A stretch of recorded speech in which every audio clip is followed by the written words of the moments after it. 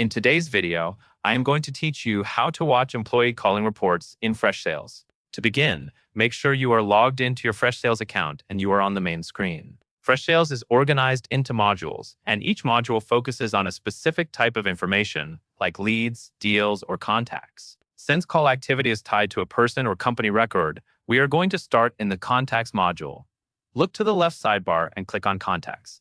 This opens your contacts list, where you can view and search for the people stored in your CRM. If you have a long list, take a moment to use the search bar or filters so you can quickly find the exact person connected to the calling activity you want to review. This is important because call reports and logs are recorded within specific records, so selecting the right one will keep your reporting accurate. Once you locate the contact you want, select that specific record.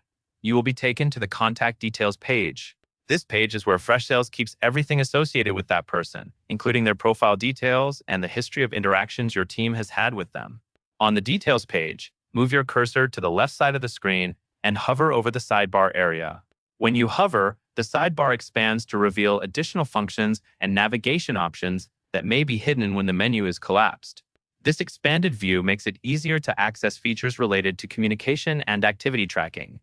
In the expanded menu, find and choose Conversations. Conversations is where Freshsales groups communication activity, such as calls and other interaction records, so you can review what has happened and when it occurred. After you open Conversations, click on Call Logs. This is where you can see the calling history tied to that contact, including logged calls and any available call details recorded by your team. As you review the call logs, take your time to look for patterns such as frequency of calls, recent activity, and consistency in follow-ups.